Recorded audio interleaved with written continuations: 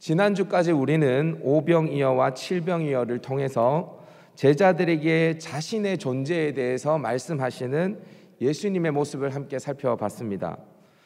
아무리 보여주고 아무리 말씀해 주어도 깨닫지 못하는 제자들, 그들은 벳세다의 맹인과 같이 영적인 소경임에 틀림이 없었습니다. 예수님께서는 그들의 바리새인의 누룩과 헤롯의 누룩으로 가득 차 있는 그들의 영적인 맹인의 그 시야를 열어주기 위해서 벳세다의 소경에게 2번 안수하여 주시면서 그 소경의 눈을 띄워주셨죠. 그러면서 그 제자들이 그 바리새인의 누룩과 헤롯의 누룩을 벗어던지고 예수님이 진짜 누구인지 알기를 바라셨습니다. 자, 그렇게 모든 사역을 갈릴리에서 마무리하신 후에 예수님께서는 제자들을 이끌고 가이사랴 빌립보로 길을 떠납니다. 일단 벳세다와 가이사랴 빌립보의 위치를 지도를 통해 한번 살펴보도록 하십시다. 여러분 보이시려는지 모르겠지만 벳세다는 갈릴리 바다 북쪽에 있는 작은 마을이었습니다. 거기에서 헬몬산 기슭 가까이에 가이사랴 빌립보라는 지역이 있는데 여기까지는 약 북쪽으로 40km 정도를 걸어가야 있는 도시였습니다. 이 먼 거리를 지금 예수님께서는 강을 따라 제자들과 함께 걸어가시는 것입니다. 이 도시는 그리스인들과 수리아 사람들이 주로 거주하는 지역이었습니다.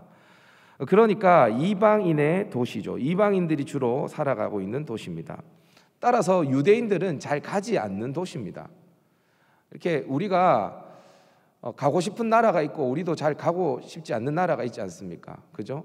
여러분 저기 예를 들면 미국이라든지 유럽이라든지 또 우리 안전이 보장되어지는 그런 도시 싱가포르라든지 이런 도시는 우리가 가고 싶지만 여러분 저기 막 이렇게 팔레스타인 지역이라든지 전쟁이 있는 지역이라든지 그런 지역은 우리가 잘 안 가고 싶잖아요. 그런 것처럼 이 가이사랴 빌립보라는 지역은 우상이 가득하고 또 이방 사람들이 살고 있는 도시여서 유대인들이 잘 가지 않으려고 하는 도시입니다.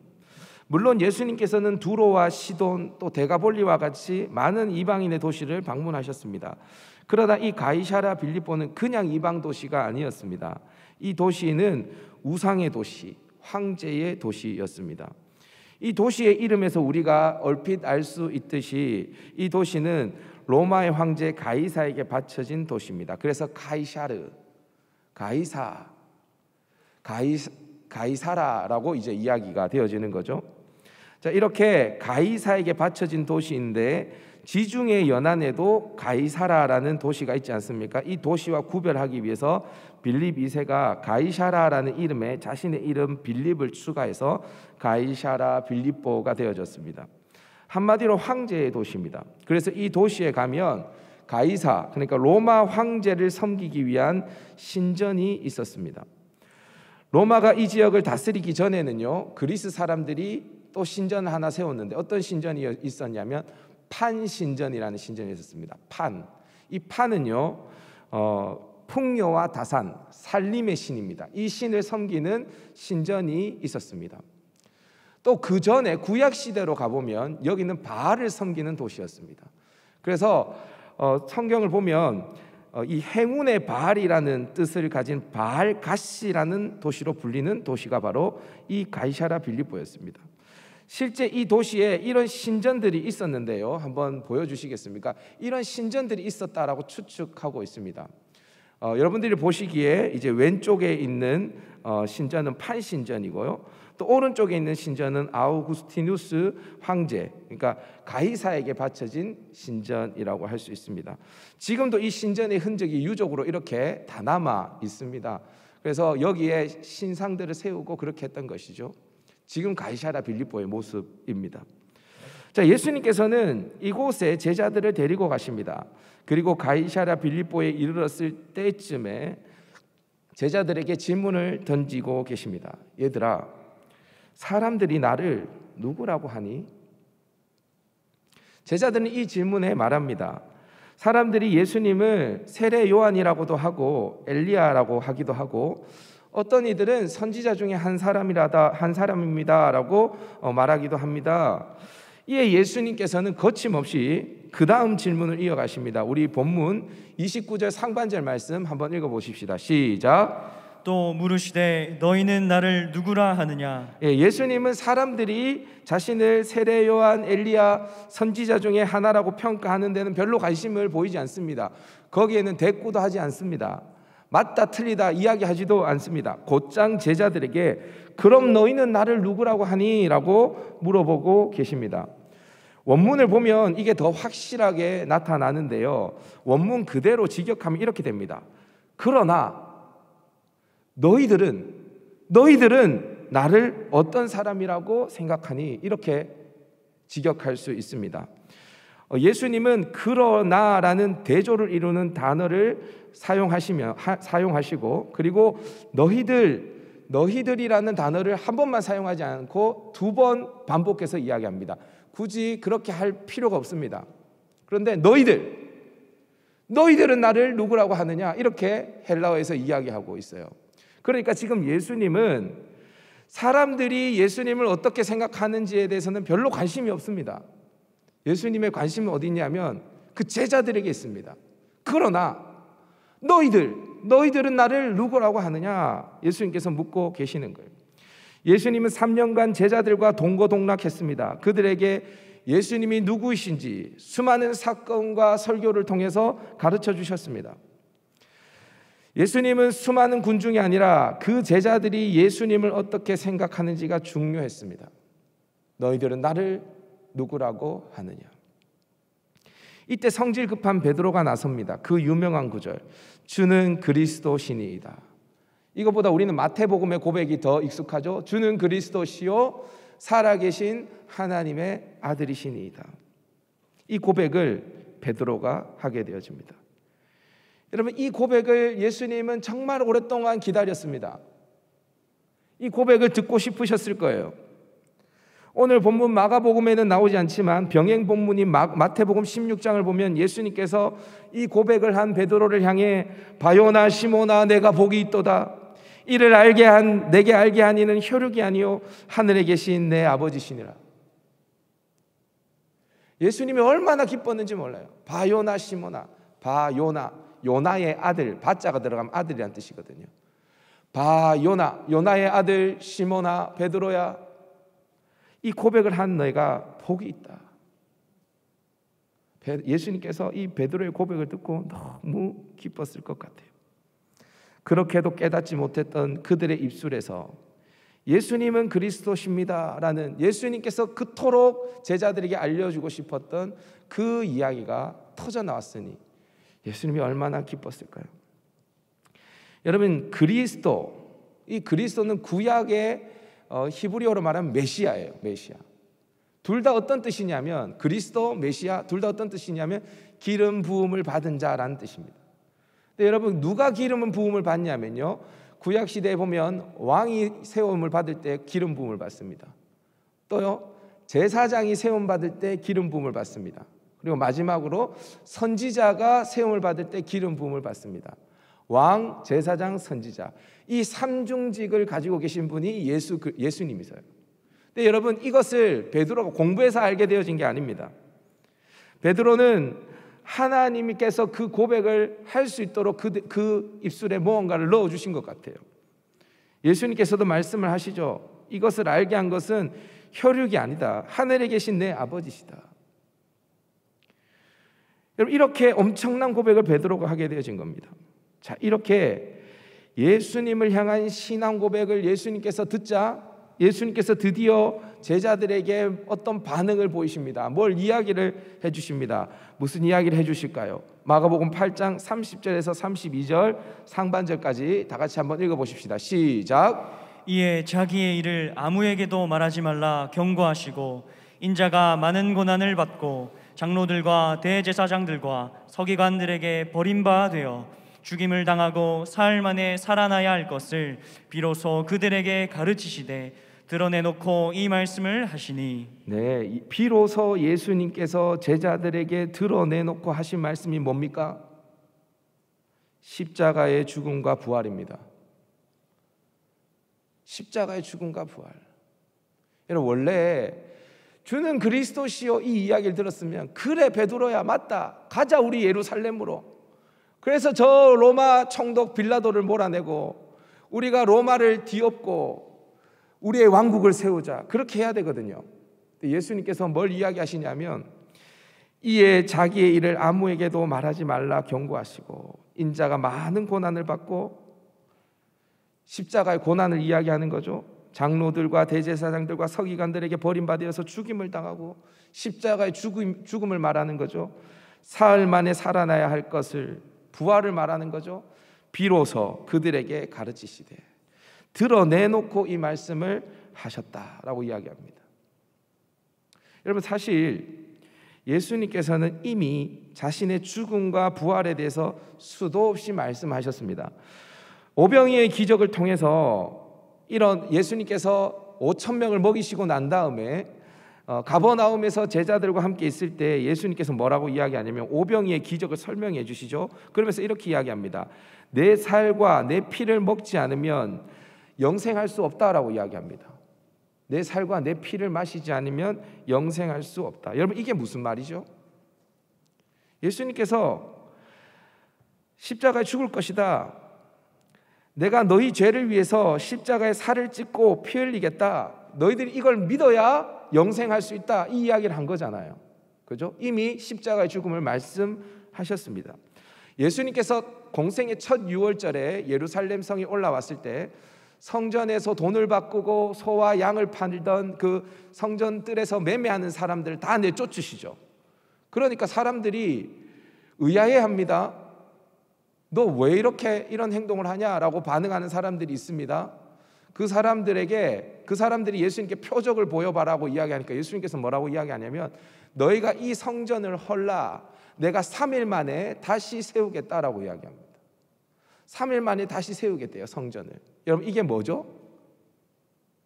예수님의 육체를 가리키는 거죠. 내가 죽지만 3일 만에 다시 살아날 것이다. 이게 너희에게 보일 부활의 표적, 너희들에게 이 부활의 표적을 보여줄 것이다 라고 예수님이 말씀하시는 거죠. 그런데 문제는 뭐냐면 예수님이 십자가의 죽음과 부활에 대해서 굉장히 많이 말씀하셨는데 이걸 알아듣는 사람이 없었어요. 그런데 지금 베드로의 신앙 고백 이후에 예수님이 비로소 드러내놓고 말씀하시는 거예요. 십자가의 죽음과 부활을 드러내놓고 말씀하시는 거예요. 그러니까 드러내놓고 말씀하셨으니까 이제는 알아들을까요? 못 알아들을까요? 알아듣겠죠. 그죠? 자, 이렇게 예수님이 얘들아 대제사장들과 장로들과 서기관들이 나 죽일 거야. 그런데 나 사흘 만에 다시 살아날 거야. 라고 예수님이 말씀하시니까 이 제자들이 어떠한 반응을 보이냐? 우리 32절 말씀 한번 읽어보도록 하십시다. 시작. 드러내놓고 이 말씀을 하시니 베드로가 예수를 붙들고 항변하매. 예, 베드로가 예수님께 어떻게 해요? 예수를 붙들고 항변했다라고 이야기합니다. 항변했다. 그냥 항변하는 게 아니라 예수님을 붙들고 항변했어요. 여러분 여기 항변했다에 해당하는 헬라어 에피티마오라는 이 단어는요, 예수님께서 귀신을 내쫓으실 때 귀신을 꾸짖으시죠. 귀신을 꾸짖으십니다. 그 꾸짖다라는 단어가 뭐냐면 이 항변이라는 단어입니다. 똑같은 단어예요.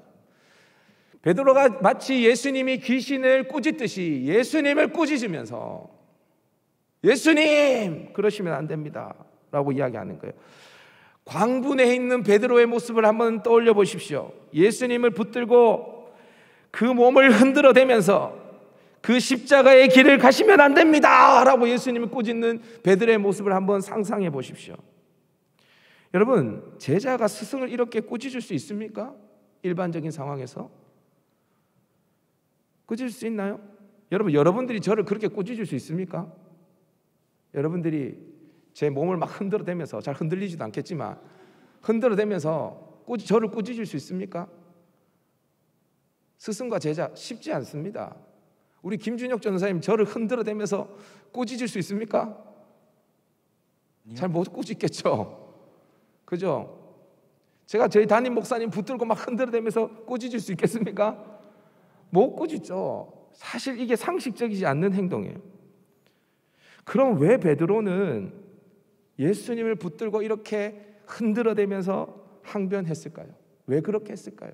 저를 한번 따라해 봅시다. 여전히 사람의 일을 생각하고 있었기 때문이다. 사람의 일을 생각하고 있었기 때문이다. 무슨 일을 생각했다고요? 사람의 일을 생각하고 있었기 때문이에요. 여러분, 말도 안 되지만 만약에 제가 여러분을 위해서 십자가를 진다고 가정해 보십시다. 물론 말도 안 되죠. 질 필요도 없고 저도 효력도 없고 지지도 않을 거고, 그죠? 그런데 상상을 해보자 이 말입니다. 상상을 한번 해봐요. 그러면 여러분들 어떻게 하겠어요? 예, 목사님 잘 죽으세요. 그렇게 하시겠습니까? 아니면 엉엉 울면서 만류하시겠습니까? 어떻게 하시겠습니까? 한 소리 어떻게 할래요? 그냥 웃지요. 예. 만류하겠죠? 만류하겠죠. 제가 아주 어렸을 때인데 어렴풋이 기억이 나요. 아주 어렸을 때 제가 저희 어머니께 여쭤보니까 제가 한 5살 때쯤이래요. 근데 그 사건이 기억이 나요. 어떤 기억이 나냐면 제가 모교회가 있었는데 담임 목사님이 교회를 떠나셔야 되는 상황이었던 것 같아요. 담임 목사님이. 그래서 저는 어릴 때였으니까 이제 잘 몰랐는데 이제 어른들이, 우리 집사님, 권사님들이 목사님 막 이렇게 바지를 붙들면서 가지 마세요 하면서 막 우는데 목사님께서도 우시면서 교회 문을 나가시는 그 장면만 딱 기억이 나요. 왜 그런 일이 일어났는지 저는 아무것도 몰라요. 그래서 제가 어렸을 때 그런 기억이 있어가지고 나중에 성인이 되어가지고 어른이 되어가지고 어머니께 여쭤봤어요. 그런 일이 혹시 있었냐고. 제가 어렸을 때 그런 일이 있었냐고 하니까 아, 그런 일이 있었다고. 너 그 기억나냐고 그러더라고요. 아, 기억납니다. 그러니까 근데 왜 그때 목사님이 교회 나가셨어? 그렇게 물어보니까 제가 원고에는 다 기록하지 않았는데 교회 땅의 일부를 교회 게 아닌데 교회가 점령을 하고 있었던 거예요. 그래서 그 땅을 이제 돌려줘야 되는데 그 땅을 돌려주려고 하니까 교회 건물이 날아가야 되는 거예요. 그래서 이 땅의 주인이 그럼 이 땅을 사라고 했는데 교회가 돈이 없는 거예요. 그래서 이 목사님께서 새로운 목사님을 모시면서 당신이 이 땅값만 내주면 내가 비켜줄게. 이게 좀 뭔가 이렇게 성직이 매매되는 것 같은 느낌이지만 당신 이 땅값만 내주면 내가 비켜줄게. 그래서 여기에서 목회하세요. 저는 저기 시골로 가겠습니다. 그래서 제가 듣기로는 청도 쪽에 가셨다고 제가 들었어요. 제 모교회는 대구 시지였거든요. 그래서 그 목사님이 나가시고 새로운 목사님이 그렇다고 새로운 목사님 나쁜 목사님은 아니에요. 그런데 그 나가시는 목사님이 교회를 위해 나가신 거예요. 여러분, 제가 그 모습을 봤는데 어렸을 때 기억인데 집사님들과 권사님들이 막 목사님 가지 말라고 막 우는 막 장면을 제가 막 기억나거든요. 여러분, 이렇게 목사님이 교회를 떠난다고 해도 우는데 예수님께서 십자가를 지시는데 당연히 제자들이 만류해야 되지 않겠습니까? 그죠? 그런데 베드로의 항변은요, 그런 차원이 아닙니다. 예수님 안 돼요. 예수님 고생하실 필요 없습니다. 우리 죄 때문에 그렇게 하실 필요 없습니다. 하나님의 아들이 어떻게 죽습니까? 그러시면 안 됩니다. 이게 아니에요. 왜 베드로가 이렇게 했냐? 예수님을 베드로가 맞고 주시니까 예수님께서 그 다음에 뭐라고 이야기하는지를 보면 우리가 알 수 있겠죠. 33절 말씀입니다. 33절 말씀 다 같이 있습니다. 시작. 예수께서 돌이키사 제자들을 보시며 베드로를 꾸짖어 이르시되 사탄아 내 뒤로 물러가라. 내가 하나님의 일을 생각하지 아니하고 도리어 사람의 일을 생각하는도다 하시고. 아멘. 내가 하나님의 일을 생각하지 아니하고 도리어 사람의 일을 생각하는도다. 여러분, 이 베드로의 항변을 들으시고요, 예수님께서 어떻게 하시냐면 베드로를 바로 꾸짖지 않으십니다. 어떻게 하냐면 제자들을 보시며 베드로를 꾸짖으세요. 제자들을, 나머지 11명의 제자들을 이렇게 한번 훑어보시면서 베드로를 꾸짖으세요. 여러분, 베드로에게 하는 말씀입니까? 12제자 모두에게 하는 말씀입니까? 12제자 모두에게 하는 말씀이에요. 예수님은 말씀하십니다. 사탄아 내 뒤로 물러가라. 이 말은 베드로가 사탄이라는 말이 아닙니다. 그러나 지금 베드로는 사탄에 붙들려 사탄에게 쓰임받고 있는 것이 확실합니다. 좀 전에 베드로는 정말 탁월한 신앙의 고백을 했습니다. 몇 분, 아니 몇 초 전이었습니다. 엄청난 신앙 고백을 했죠. 주는 그리스도십니다. 그리고 예수님께 복이 있다라는 칭찬도 받았습니다. 그런데 얼마 되지 않아서 사탄아 내 뒤로 물러가라 라는 말을 듣습니다. 왜 베드로가 이런 책망을 받냐? 그가 여전히 하나님의 일을 생각하지 않고 사람의 일을 생각하고 있었기 때문입니다. 자, 그럼 하나님의 일은 뭐고 사람의 일은 뭘까요? 간단합니다. 여러분, 예수님은 베드로의 신앙 고백 이후에 십자가의 죽음과 부활에 대해서 말씀하셨죠. 십자가의 죽음과 부활. 예수님은 온통 어떻게 죄로 죽은 이 영혼들을 살릴까? 어떻게 사탄의 통치를 받고 있는 이들을 다시 하나님의 통치를 받는 하나님의 백성으로 만들 수 있을까? 여기에 마음이 다가 있었습니다. 그리고 그 모든 것을 가능하게 하는 것은 십자가의 죽음과 부활밖에 없다라는 것을 알았습니다. 그래서 죽으시려고 한 것입니다. 이것이 하나님의 일이죠. 십자가가 하나님의 일이었습니다. 그런데 베드로의 마음에는, 제자들의 마음에는 이런 것이 1도 관심이 없었습니다. 그들은 온통 사람들의 일만 생각하고 있었습니다. 그럼 사람들의 일은 뭘까요? 한마디로 말하면 로마같이 되는 것입니다. 로마같이 되는 것. 왜 베드로와 제자들이 배와 그물을 버려두고 배와 부모를 버려두고 예수님을 따라 나섰을까요? 예수님이 메시아라는, 그리스도라는 확신이 있었기 때문입니다. 그런데 문제는 그 메시아 그리스도에 대한 기대가 예수님이 그려놓은 그림과는 전혀 달랐던 것입니다.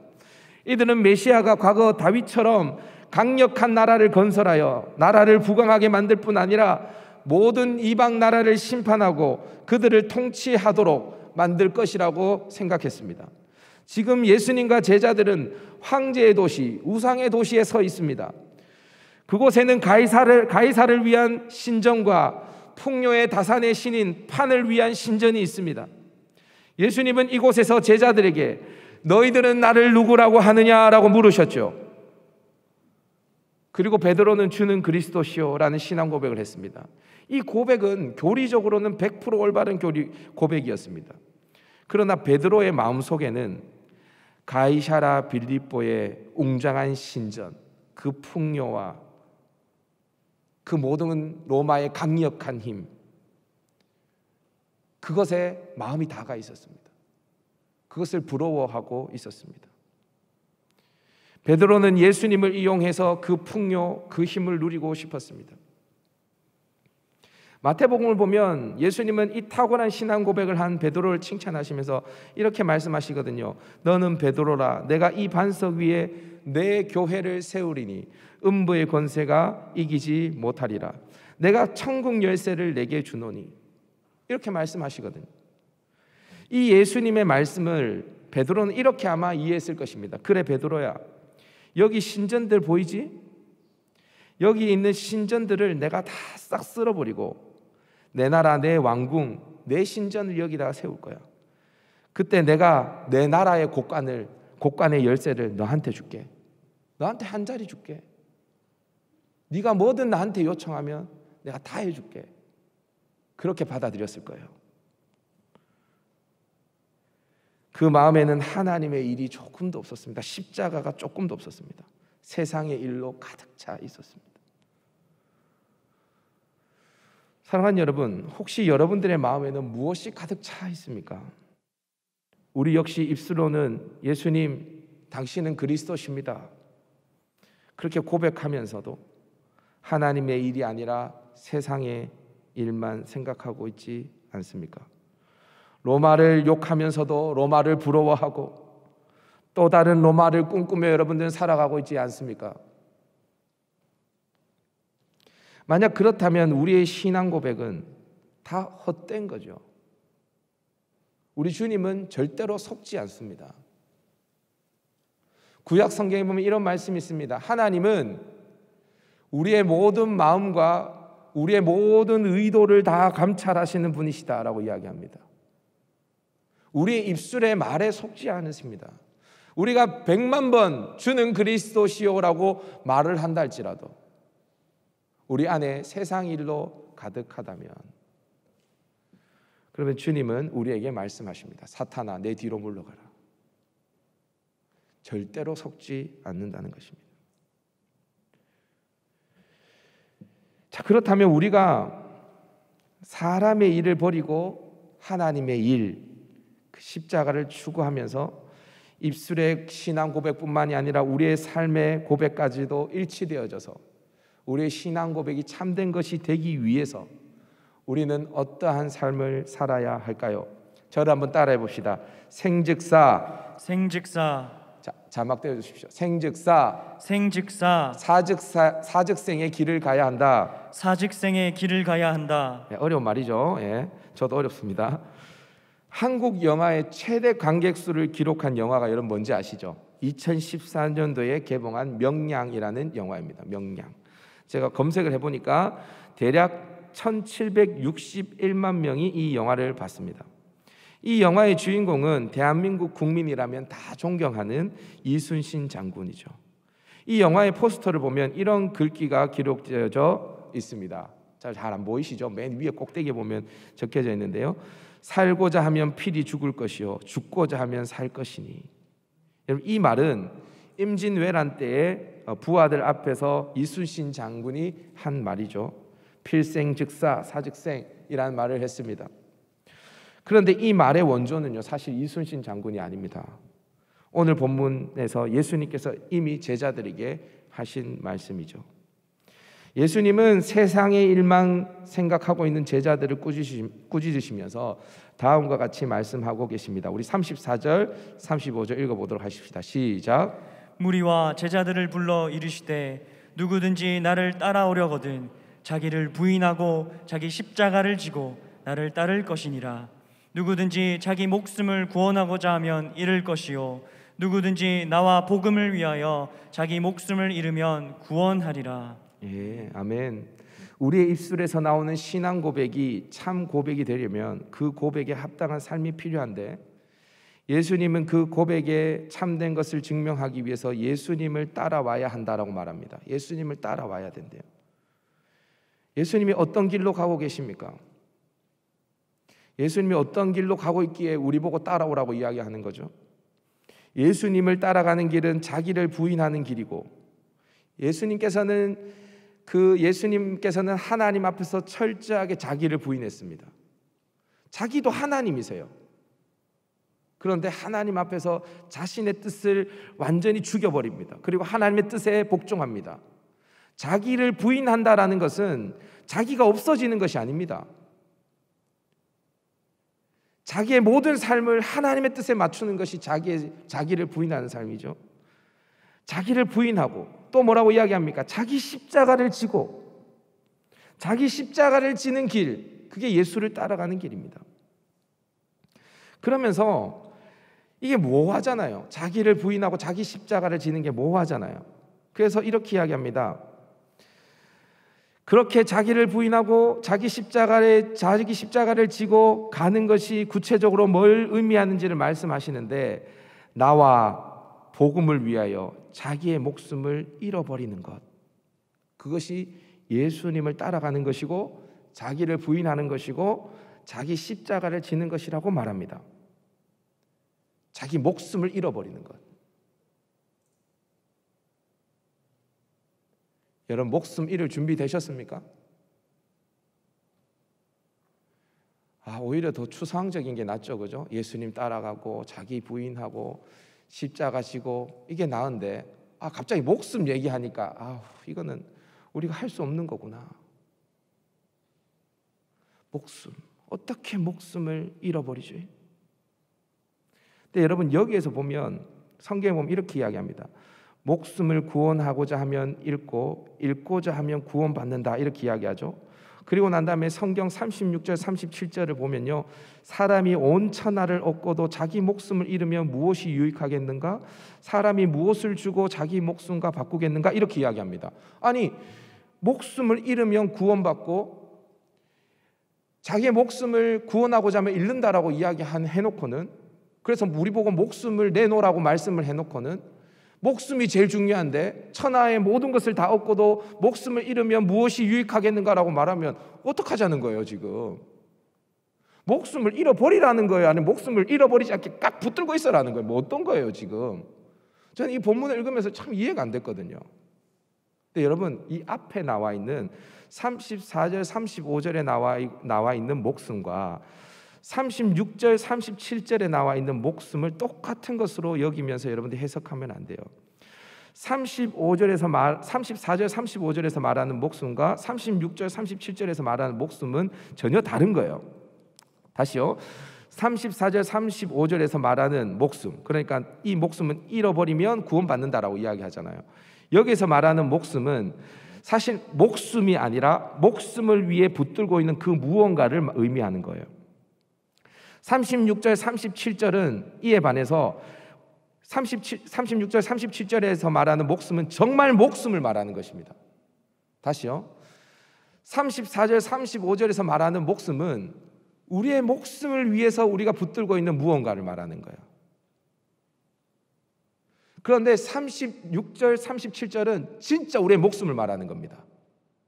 자, 요걸 조금 더 영적으로 해석하면 이겁니다.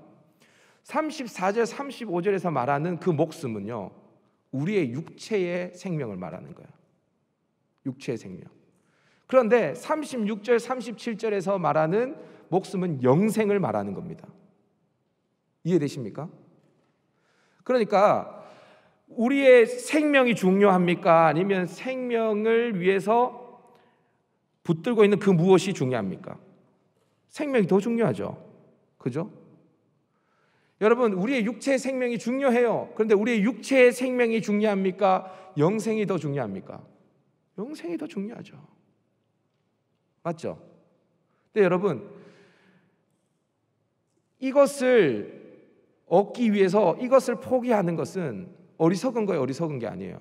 전혀 어리석은 게 아니죠. 근데 이것을 위해서 이것을 포기하는 것은 어리석은 거예요, 어리석은 게 아니에요. 이건 진짜 어리석은 거죠. 그렇지 않습니까?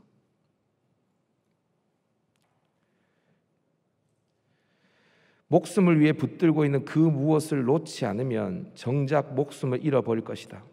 그러나 그것을 내려놓으면 정말 소중한 목숨을 얻을 것이다. 이 땅에서 목숨을 부지하기 위해 아등바등대고 살면 영원한 생명을 잃어버릴 것이다. 그러나 그것에서 자유하면 영생을 얻게 될 것이다 라고 주님이 지금 말씀하고 계시는 거예요.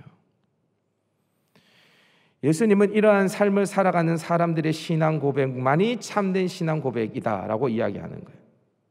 그리고 이 신앙 고백은 마지막 날 예수님께서 다시 오실 때에 반드시 증명되어질 것이고, 그 신앙 고백을 하는 사람들을 예수님께서는 천사들과 함께 올 때에 그 사람을 부끄러워하지 않겠다라고 말씀하고 계시는 거예요. 예수님은 우리에게 목숨을 위하여 무엇을 먹을까, 무엇을 마실까, 몸을 위하여 무엇을 입을까 염려하지 말라고 말씀하십니다. 목숨이 음식보다 더 중요하며 몸이 의복보다 더 중요하다라고 말씀하시죠. 여러분, 그러면서 이 목숨과 몸을 주관하시는 분은 하나님이시다라고 이야기합니다. 생즉사 사즉생의 자세로 오직 하나님의 일을 구하면, 그 하나님의 일을 구하면 하나님은 우리에게 필요한 모든 것을 아시고 채워주시겠다라고 말씀합니다. 여러분, 이거 믿으십니까? 여러분, 우리는 몸을 위해서 의복을 입죠. 몸을 위해서 의복을 입습니다. 여러분, 몸이 중요합니까? 의복이 중요합니까? 몸이 중요하죠. 우리는 목숨을 위해서 무엇을 먹을까, 무엇을 마실까 염려하며 살아갑니다. 그런데 목숨이 중요합니까? 음식이 중요합니까? 목숨이 중요하죠. 이 목숨과 몸을 주관하시는 분이 누구라는 거예요? 하나님이라는 거예요. 이러한 믿음으로 주님 앞에 나아갈 때에만 우리는 하나님을 의지할 수 있고 하나님의 일을 생각할 수 있는 겁니다.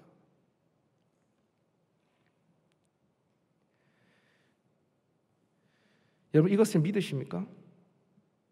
혹시 여러분들도 제자들과 같이 화려한 가이사랴 빌립보를 보면서 그들을 부러워하고 그것을 가지는 것을 여러분들의 인생의 목적으로 삼고 살아가고 있지 않습니까? 그러면서 주는 그리스도시오라고 말만 하고 있지 않습니까? 다시 말하지만 주님은 우리의 입술의 고백과 함께 우리의 삶에서도 예수님을 따르는 삶을 요구하십니다. 그분을 따라가야 하는 거예요.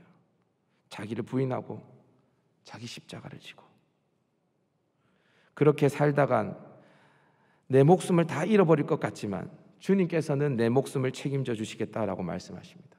이것을 믿고 예수님을 따라가야 하는 겁니다. 그리고 힘의 논리, 돈의 논리가 지배하는 가이사랴 빌립보 한가운데서 여러분들은 힘차게 외쳐야 하는 것입니다. 주는 그리스도시요 살아계신 하나님의 아들이십니다. 여러분들의 삶과 여러분들의 입술의 고백이 일치할 때 여러분들의 직장의 동료들은 깜짝 놀랄 것입니다. 여러분들의 삶과 여러분들의 입술의 고백이 일치할 때 여러분들 예수님을 알지 못하는 여러분들의 가족들이 깜짝 놀랄 것입니다. 여러분들의 삶과 여러분들의 입술의 고백이 일치할 때에 여러분들의 친구들이 여러분들을 존경의 눈빛으로 바라볼 것입니다.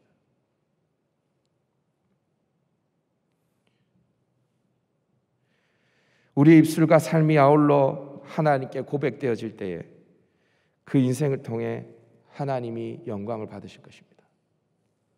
우리 이 길을 걸어가십시다. 주님은 다 아십니다. 주님은 다 아세요.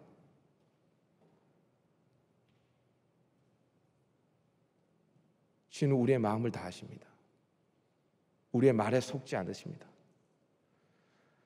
사람의 일로 가득 차 있는, 세상의 일로 가득 차 있는, 사람의 일들만 생각하는 그 모든 것들을 내려놓고 하나님의 일로 가득 찰 수 있는 저와 여러분 인생 되기를 주님의 이름으로 축복합니다.